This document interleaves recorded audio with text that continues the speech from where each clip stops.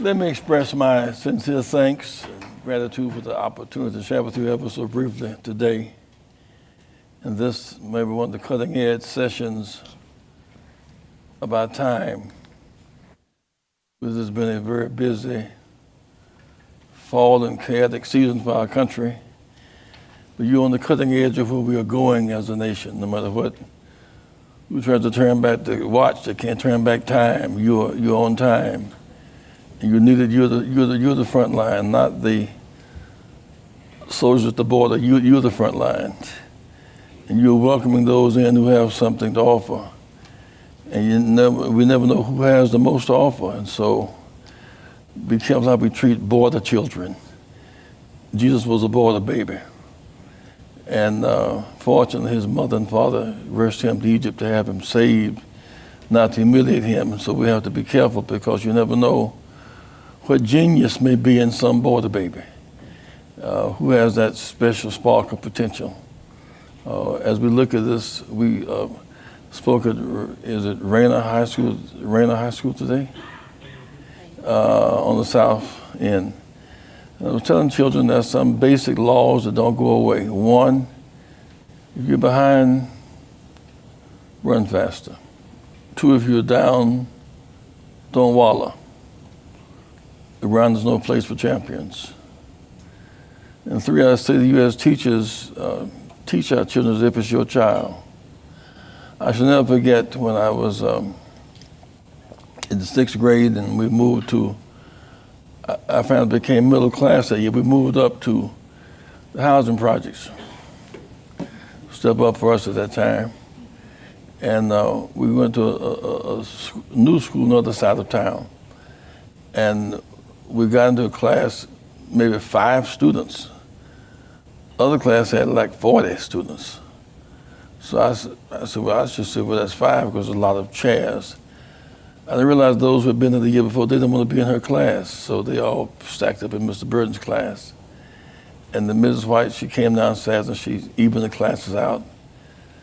Mrs. Shelton, she walked in rather erect and military-like. Good morning, good morning, good morning, good morning. Then she turned around and she began to write these big words on the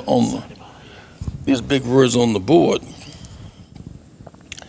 And so it was a school of 1 through 8. So we said 6, 9, 8, 6, 9, 8. We were trying to tell her. We thought she thought it was the 8th grade. She's writing. She's heard and she said, you know, these are.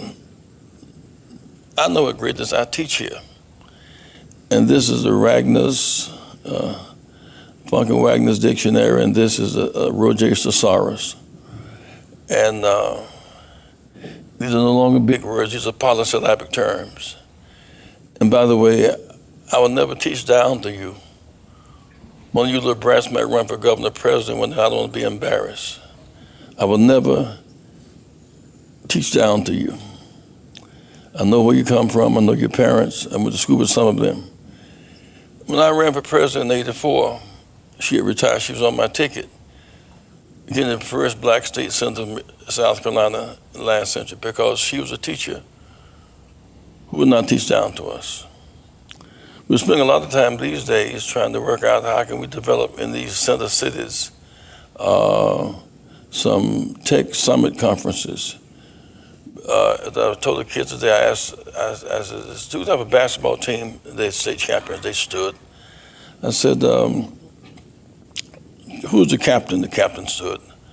So how many days a week you guys practice? 5, some would say 6, all right, 6. When hours later you practice, they say 4. You have radio in practice? I said, no.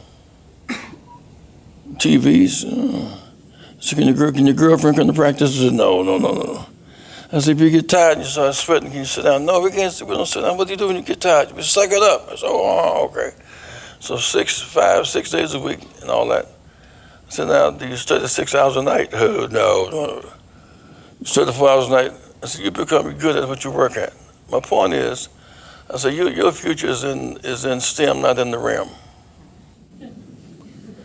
Maybe STEAM. Because it's not enough to know unless you have some sense of art and culture. That you have something beyond. If we just stay with STEM and don't teach art, we become like the machine we're teaching. We become robots too. And so it is that we at Rainbow Push, we're teaching STEAM to our children. And we're trying to model that. You are the best in America at what you do. There's nothing like what you're doing now in the country. And so we're trying to model off of this and trying to get teachers to come together to collaborate to figure who can do this the best and become a model for the rest of us. Because I'm rather convinced our children are behind, not because something's wrong with them, but because they've not had the right introduction early enough.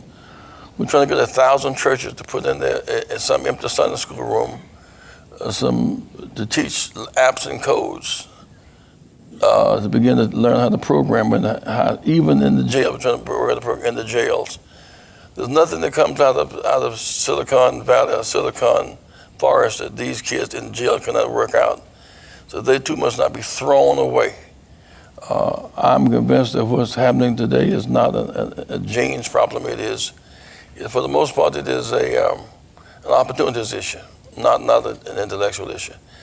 I said to them, why do you need some kids to come here from India or some country and be debating about B1 when you in fact should be yourself the number one? You live in the headquarters of Microsoft. This is your company and this is your future. So we begin to get into that today. And so I want to stop by to tell you that, first of all, congratulations.